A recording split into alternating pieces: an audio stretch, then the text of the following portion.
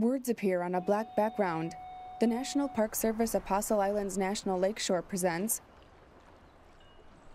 On the Edge of Gichigami, Voices of the Apostle Islands.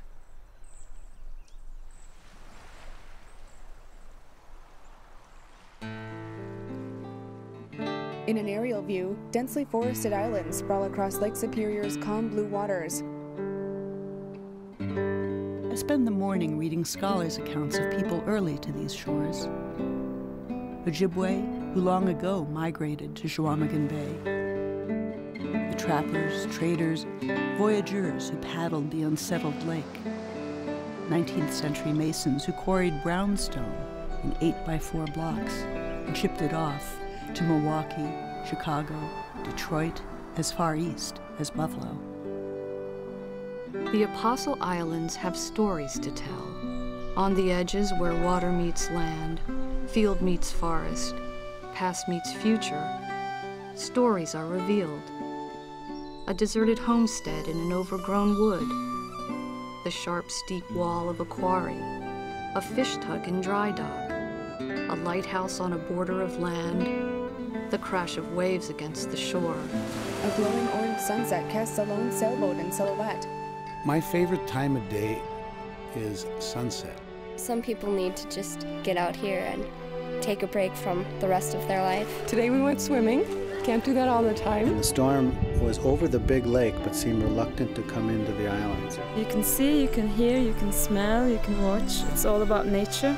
And we found a snake and a turtle, and we learned how a tombola was formed. The lake, from an Indian perspective, is sacred. Historic photos of island folk.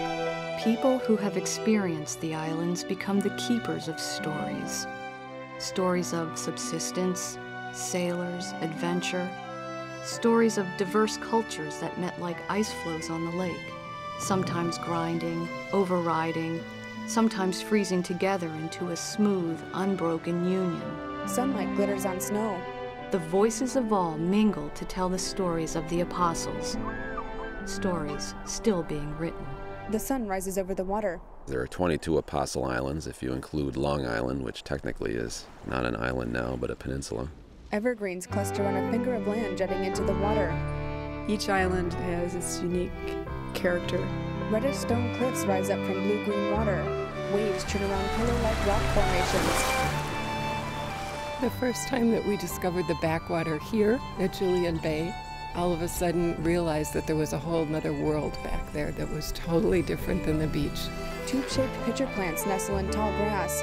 Dark veins branch out across the roughly edged leaves. Now a lighthouse stands watch on a rocky island.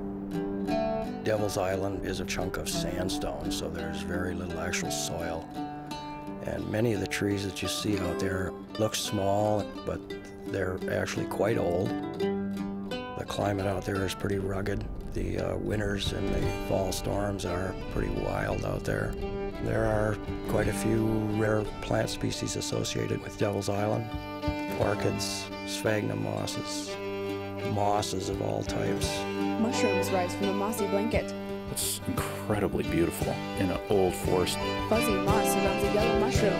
4 dark blue berries top a forking stem. Frizzy hair like lichen clings to a branch. A frog blends in with a bed of dried leaves.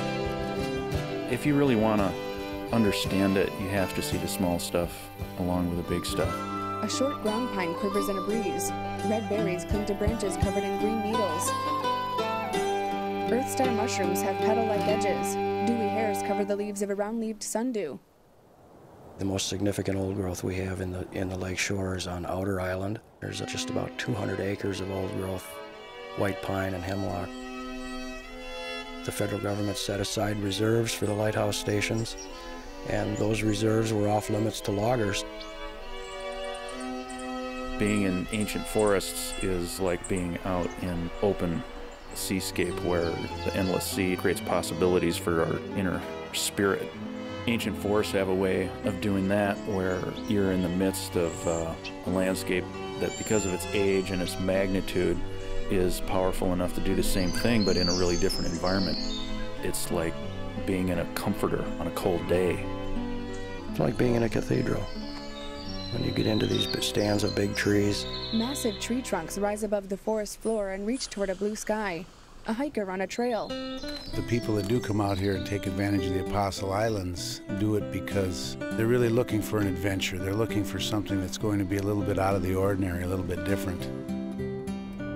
The very first time I went to Raspberry Island, I remember that so clearly because as soon as I reached the top of the stairs, I felt like I just walked through a window in time. A man writes at a desk. May 16th, 1888.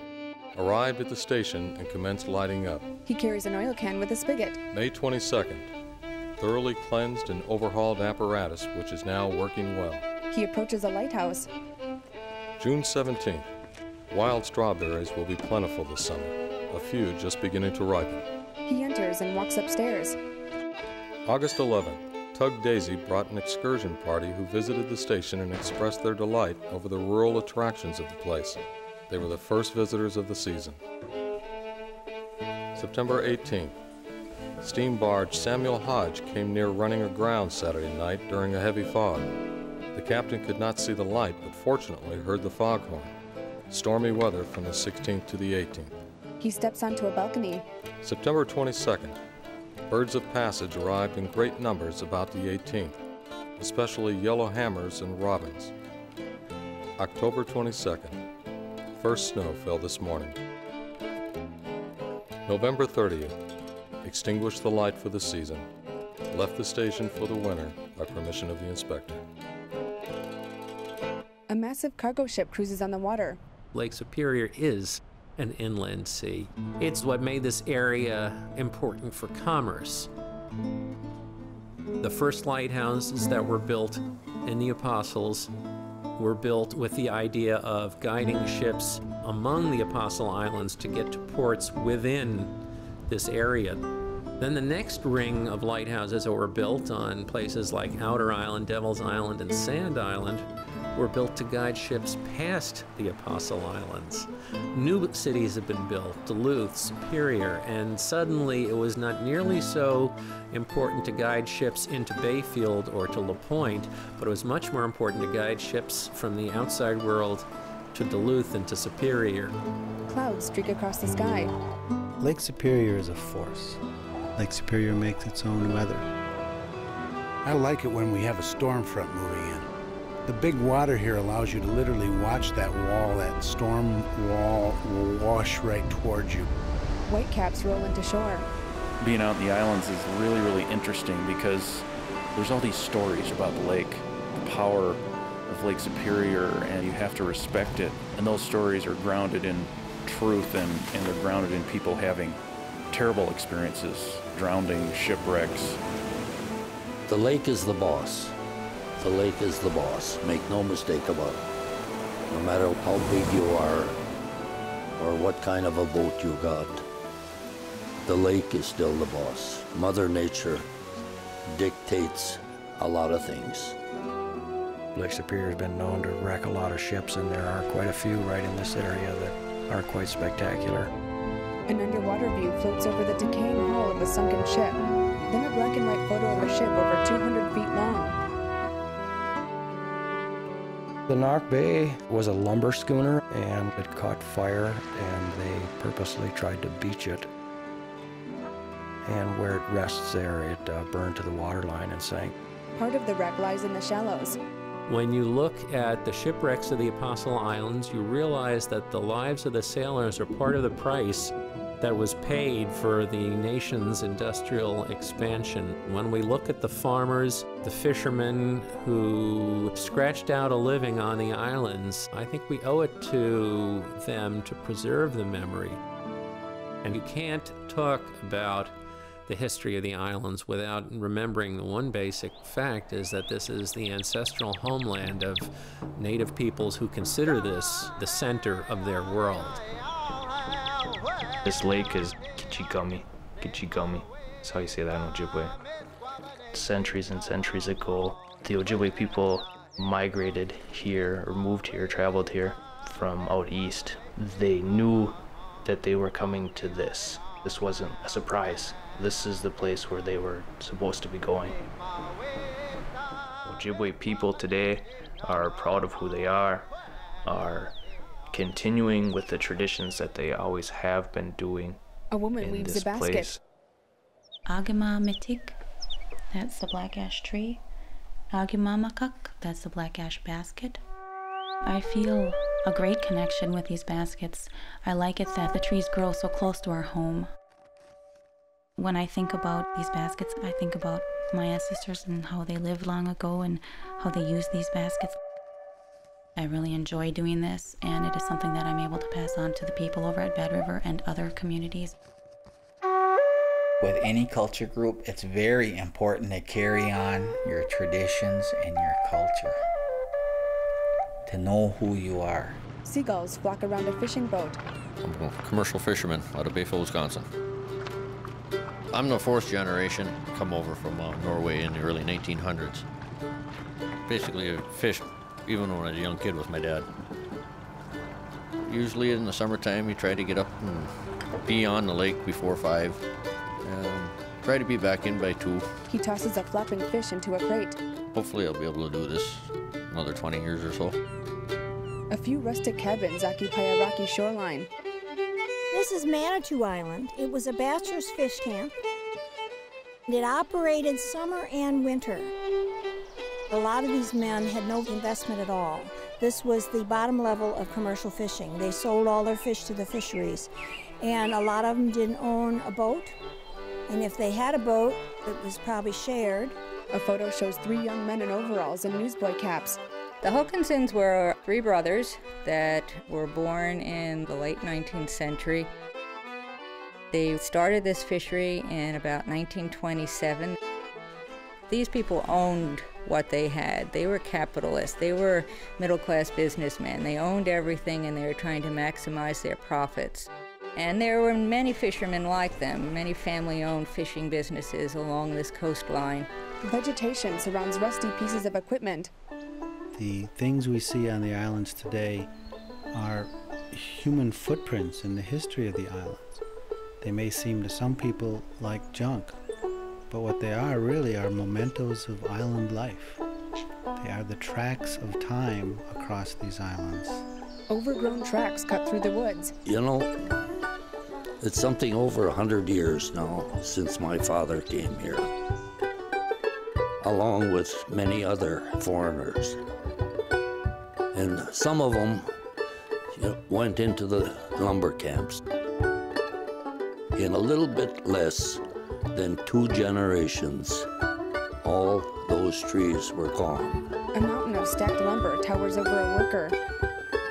I'm kind of fascinated by these people that would actually come out onto these islands and try to farm and eke out a living out here. It must have been quite a challenge back in the early days.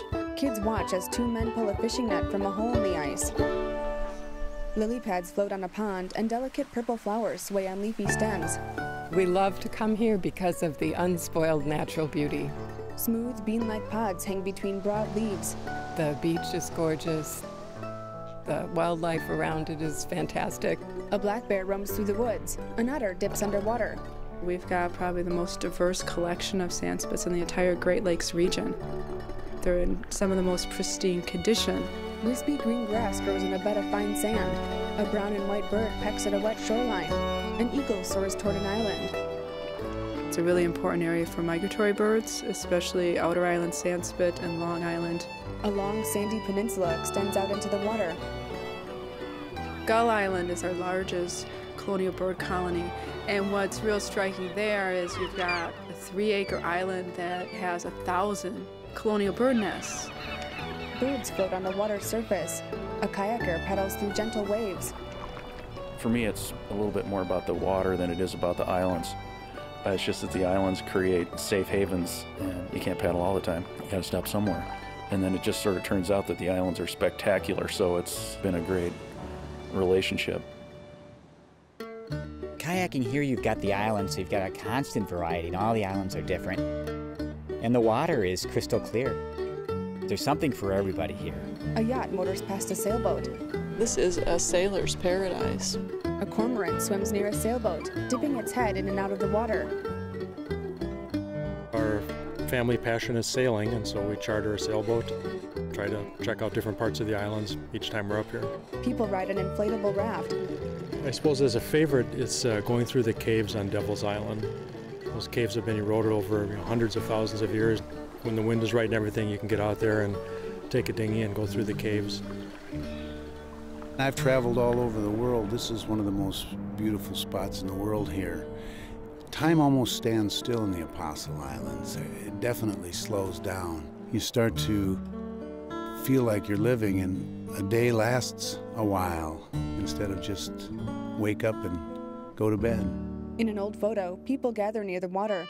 This area has been attractive to tourists for quite a long time. It has been well known as a destination for people to come and to participate in outdoor activities and to experience the beauty and the natural wonders of the area.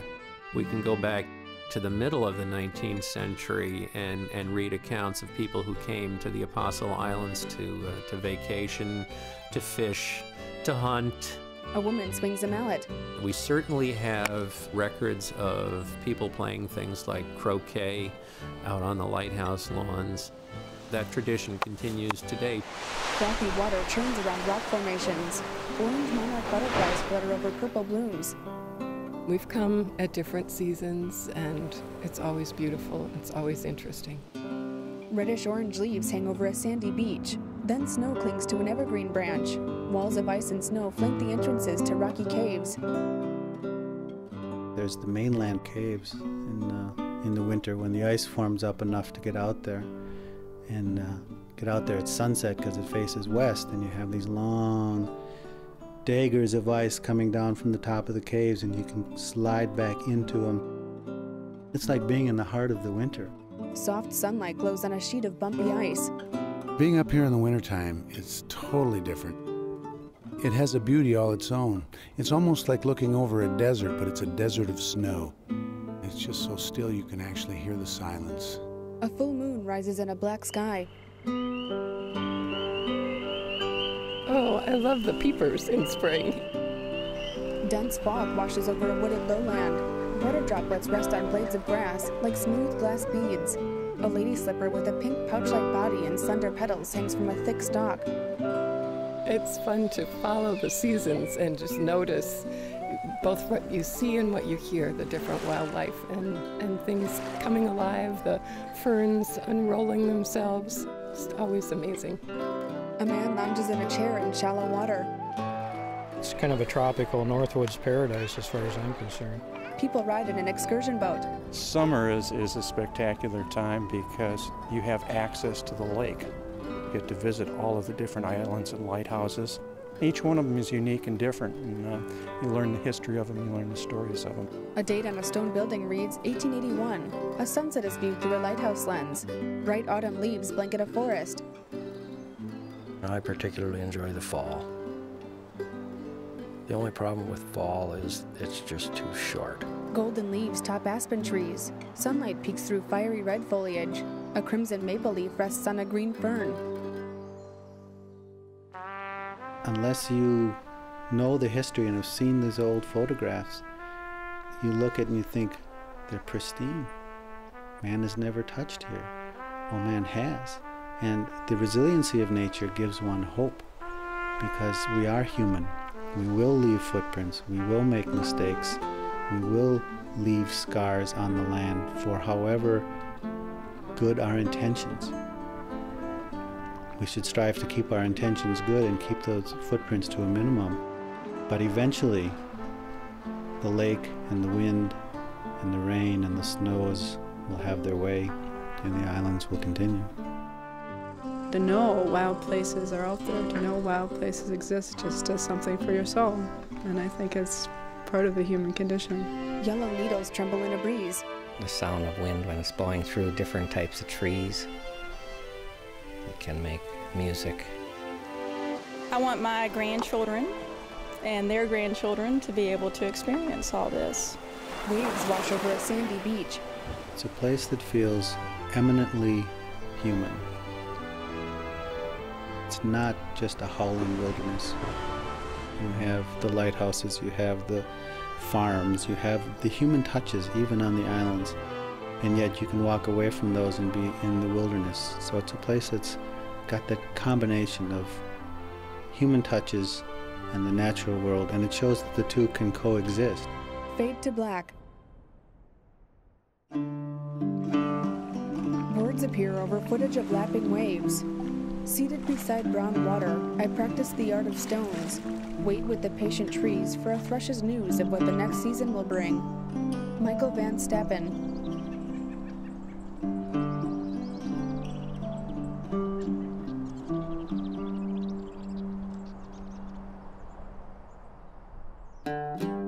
Credits roll. Producer, director, and editor Ann Tubiolo. Cinematographer Steve Ruth. Associate producer Michelle Hartley. Music composed and performed by Bobby Horton. Writer Susan McGrath. Narrator Tess Monroe. Opening poem, Apostle Island History. Excerpt from Sand Island Succession. Written and read by Judith Strasser. Ending poem, Autumn Ritual. Excerpt from Whatever Comes Next. Poems of the Apostles. Production assistant Valerie Coffey. Executive producer Myra Deck. Special thanks to the following for lending their voices: Craig Charles, April Stone Dahl, Rob Goslin, Grant Herman, Neil Haug, Karen Larson, Julie Van Stappen, Audrey Wood, and more. Commercial fisherman Marty Erickson. Historic reenactors Hope McLeod, Jasmine Bowers, and Joe Darling. Recording services Marv Nahn, Wisconsin Public Radio. Post-production, Henninger Media Services, Arlington, Virginia. Online editor, Larry Duke. Interview transcriptions, Shirley Wilt. With appreciation and thanks, Myra Deck, Neil Haug, Susan McGrath, Bobby Horton, Bob McGrath, Betsy Bartelt, Jeff Smith, Rob Goslin, and more.